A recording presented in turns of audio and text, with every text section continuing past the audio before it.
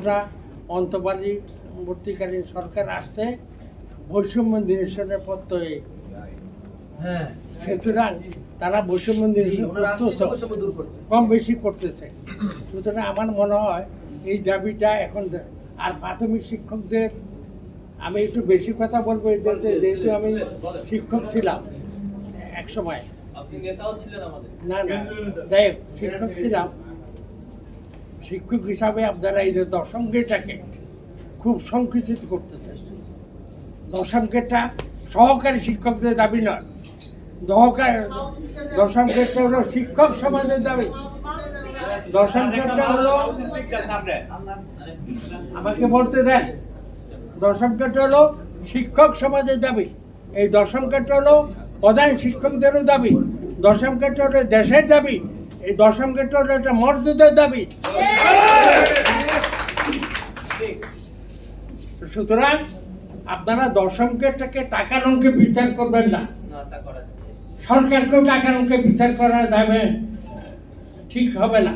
এটা third class teacher থেকে second class উন্নীত হওয়ার একটা দাবি। আমার প্রশ্ন হলো, বিগত দিনে আমি সাইনুরা ভাইকে একটা প্রশ্ন করছি, আপনারা সকালবেলা একটা ডিসিশন নেন, বিকেলবেলা একটা, সেই প্রশ্নের অবতারণা করছি না।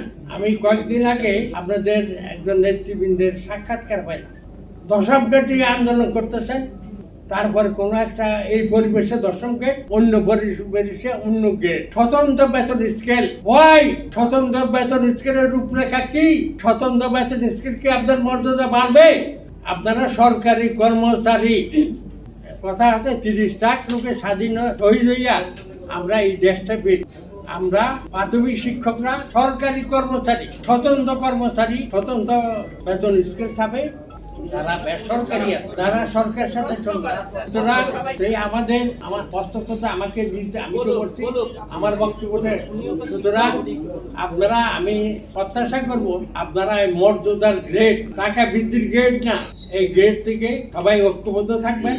এবং এই দাবিটা শুধু সহকারীদের না, এই দাবিটা পুরা দেশবাসীর দাবি।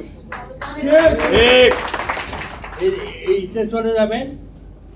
তারপরে যেহেতু বর্তমান সরকার বৈষম্য দূর করার জন্য আসছে, বৈষম্য দূর করার মাধ্যমেই ক্ষমতায় আসছে, এমন বৈষম্য দূর করতেছে। সুতরাং আপনারা এই ব্যাপারে এগিয়ে যাবেন। আরেকটা প্রশ্ন ছিল সহকারী প্রধান শিক্ষকের ব্যাপার। সহকারী প্রধান শিক্ষক একটা পদ প্রমোশন বুঝি ভালো। তো এই মুহূর্তে সহকারী প্রধান শিক্ষক হলো সহকারী শিক্ষকদের গলার কাটা, আপনাদের দশম গ্রেড দিবে না। সুতরাং আমি কালকে ফেসবুকে দেখছি, আমাদের এখানে নাই মাহবুব ভাই আছে কিনা জানি না, না আমি লিপি না, উনি দেখছি